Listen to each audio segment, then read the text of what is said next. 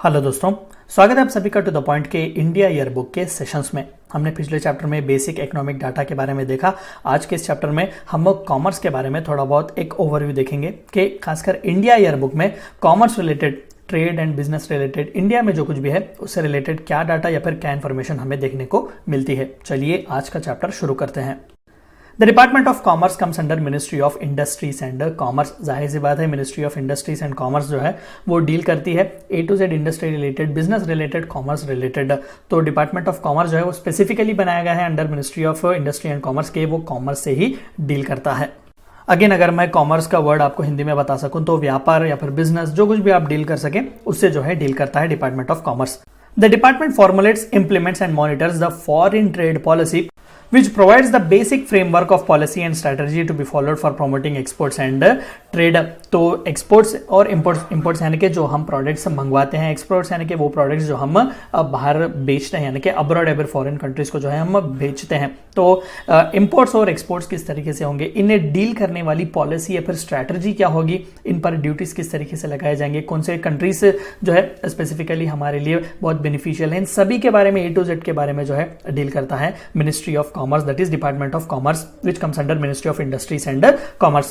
India's merchandise trade exports recorded a compound annual growth rate of 7.09% from April 2019 to April March 2018-19। तो merchandise trade यानी कि जो हमारे overall exports जो है, यानी कि इंडिया से जो प्रोडक्ट अब्रॉड जा रहा है, वहां पर बिक रहा है, उसमें जो है हमें ऑन एन एवरेज 7.09% की ग्रोथ जो है वो देखने को मिल रही है। ये बहुत ही एक अच्छा नंबर है, खासकर इंडिया जैसे एक डेवलपिंग कंट्री के लिए।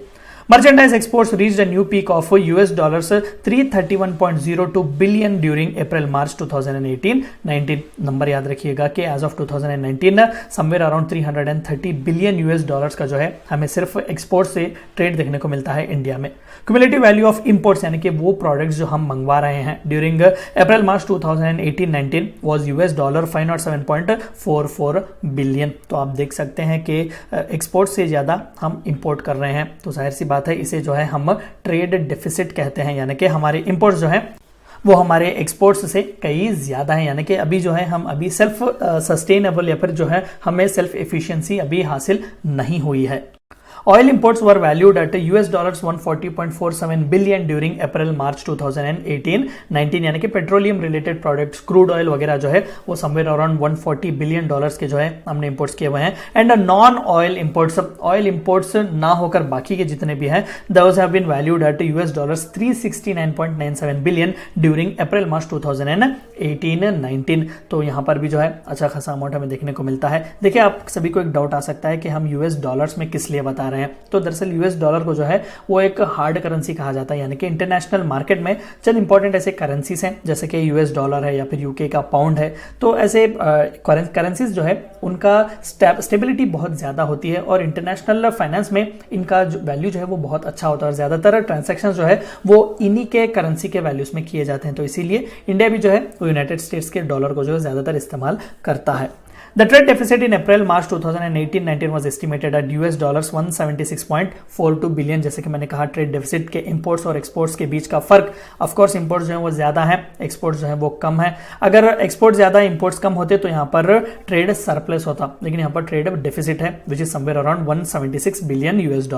As per world economic outlook report जो कि हर साल इंटरनेशनल मॉनेटरी फंड रिलीज करता है, तो उसके तहत in April 2019 global economy is projected to grow at 3.3% and 3.69% in 2019 and 2020 respectively, यानी कि समवेयर अराउंड 3.69% का जो है ग्रोथ रेट देख रहे हैं कि ग्लोबल ग्रोथ या फिर ग्लोबल इकोनॉमी जो है वो समवेयर अराउंड 3.69% से जो है वो ग्रो होगी।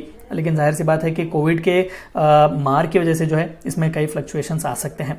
इन India, Asia and China continue to be major growth drivers as per the latest report in WEO यानी कि world economic outlook April 2019। India has achieved a growth rate of 7.1% in 2018 while China had a growth rate of 6.6%। दरअसल generally भी हम through out world wide जब देखते हैं तो India का ग्रोथ रेट जो है बहुत ही अच्छा है, बहुत ही पॉजिटिव है।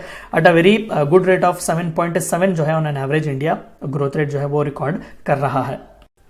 As per the current rankings for the year 2018, India is the 19th largest exporter in the world.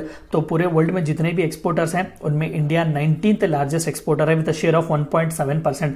Global trade में जितना भी एक्सपोर्ट होता है उसमें से पूरा 1.97% जो है वो, या फिर 1.7% जो है वो इंडिया से आता है। एंड 10th लार्जेस्ट इंपोर्टर, तो 10वां सबसे लार्जेस्ट इंपोर्टर है, यानी कि वो जो गुड्स मंगवाता है with a share of 2.6%।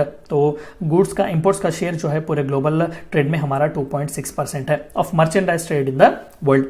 China is top ranked exporter and America is the first largest importer of merchandise trade in the world. China जो है वो बहुत ही ज्यादा अच्छा एक्सपोर्टर है, अमेरिका जो है वो बहुत ही अच्छा इंपोर्टर है।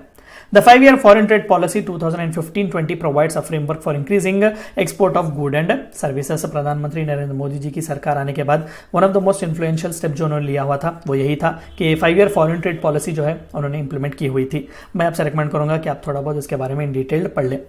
Directorate general of foreign trade, ये भी बहुत इंपॉर्टेंट ऑफिस है। It is an attached office, मैंने कई बार आपको एक्सप्लेन किया हुआ है अटैच ऑफिस के बारे में, जैसे कि सीबीआई एक अटैच ऑफिस है, तो इसी तरीके से directorate general of foreign trade जो है वो एक अटैच ऑफिस है which is part of ministry of commerce and trade and is headed by director general of foreign trade. तो foreign trade related A to Z जो कोई भी data collect करना हो, पॉलिसीज वगैरह के बारे में सजेशंस वगैरह जो देनी हो मिनिस्ट्री को, वो सभी जो है वो यही directorate general of foreign trade देखता है।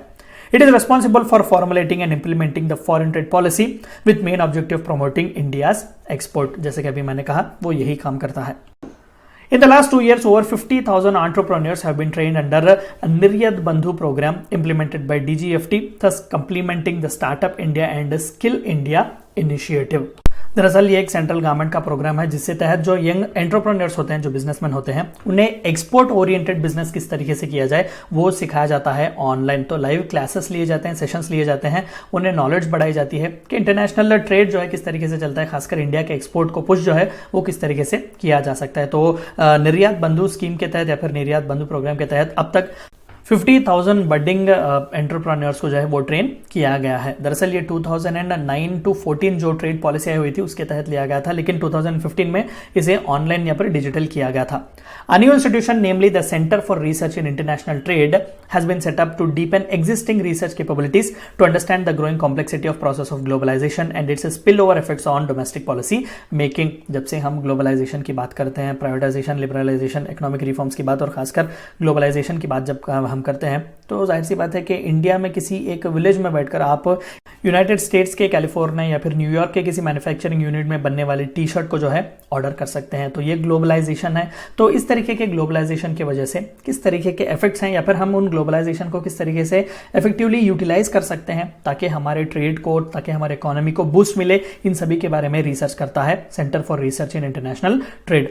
India was one of the first in Asia to recognize the effectiveness of export processing zones model in promoting exports, with Asia's first export processing zone coming up in Kandla that was in Gujarat in 1965। दरअसल export processing Jones जो है वो डिसिग्नेटेड areas होते हैं, Jones होते हैं। Central government जो है उन्हें स्पेसिफिकली एक एक्ट के तहत डिसिग्नेट करती है जहां पर वहां टैक्स हॉलीडेज मिलते हैं, सब्सिडीज मिलते हैं, लोन्स वगैरह मिलते हैं, वहां पर इंफ्रास्ट्रक्चर अच्छा होता है और स्पेसिफिकली एक्सपोर्ट रिलेटेड ही वहां पर काम होते हैं। तो ये एक्सपोर्ट प्रोसेसिंग जोन्स है। तो एशिया का सबसे पहला एक्सपोर्ट प्रोसेसिंग जोन जो है वो कांडला गुजरात में रखा गया था, पोर्ट एरिया है 1965 में।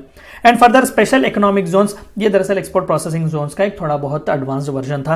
Policy was announced in April 2000। The special economic zones act 2005 supported by SEZ rules came into effect in 2006। तो यहां पर भी स्पेशल इकोनॉमिक जोन्स जो है वो डिसिग्नेट किए जाते हैं और एक्सपोर्ट ओरिएंटेड ही वहां पर सर्विस रिलेटेड हो या फिर मैन्युफैक्चरिंग रिलेटेड हो काम वहां पर किए जाते हैं।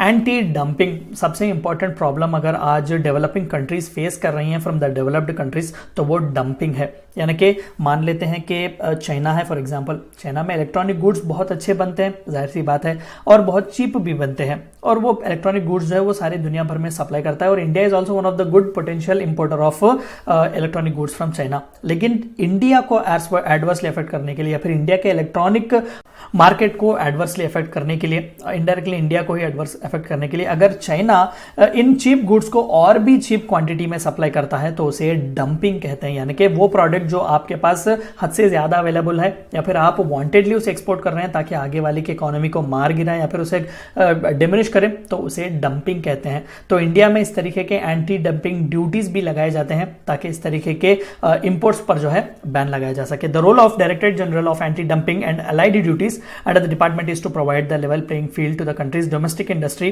From the foreign exporters so that they are able to compete freely in domestic markets. तो मान लेते हैं कि इंडिया का एक मोबाइल मैन्युफैक्चरर है, तो वो पूरे कंट्री में जो है अपना मोबाइल जो है वो सप्लाई कर रहा है, अच्छी बात है। लेकिन अगर चाइना का कोई मोबाइल मैन्युफैक्चरर आता है और उसी इंडिया में जो है इस इंडिया के जो प्रोडक्ट में जो इंडिजिनियसली प्रोडक्ट बनाया गया है जो ऑलरेडी चीप है उससे भी चीपर दाम में अगर ये प्रोवाइड कर रहा है ताकि इसे एडवर्सली इफेक्ट हो, इनडायरेक्टली इंडिया की इकोनॉमी को ही वो एडवर्सली इफेक्ट करेगा। तो इस तरीके के डंपिंग इश्यूज को लेकर जो है DGAD जो कि directorate general of anti dumping and allied duties जो है वो देखता है, वो डिपार्टमेंट वो सजेस्ट करता है सरकार को कि किस तरीके के एंटी डंपिंग ड्यूटीज लगवाने चाहिए, किस तरीके से हम एक सिस्टम बनवा सकते हैं जिस तरीके से ये डंपिंग के जो प्रोसेस को जो है वो कंट्रोल किया जा सकता है और डोमेस्टिक मार्केट में डोमेस्टिक प्रोड्यूसर को जो है वो एक लेवल प्लेइंग फील्ड दिया जाए। This measure is taken under the World Trade Organization agreements and comes under Customs Tariff Act 1975 and rules made thereunder। तो स्पेसिफिक स्टैट्यूटरी बैकिंग भी है कि इस तरीके से एडवर्स इफेक्ट को जो है कंट्री रोक सकता है, इंपोर्ट ड्यूटीज भी लगा सकता है, एंटी डंपिंग ड्यूटीज भी लगा सकता है। In August 2017, the investigation process of DGAD became ISO certified compliant, which brought in transparency and accountability in its operations। ऐसा नहीं कि हम कोई एक पॉलिटिकल प्रोपेगेंडा लेकर चल रहे हैं कि किसी स्पेसिफिक कंट्री को इफेक्ट करना है या फिर just because China is adverse to us हम चाइनीज प्रोडक्ट को जो है इनडायरेक्टली बॉयकॉट करेंगे, ऐसा कुछ भी नहीं। तो एक ISO international organisation for standardisation जो कि जेनेवा स्विट्जरलैंड में है उसके तहत जो है इसे सर्टिफिकेशन मिला हुआ है। ये थी चंद बातें आपको जाननी थी इंडिया ईयरबुक के चैप्टर कॉमर्स से related. Thank you for watching my video.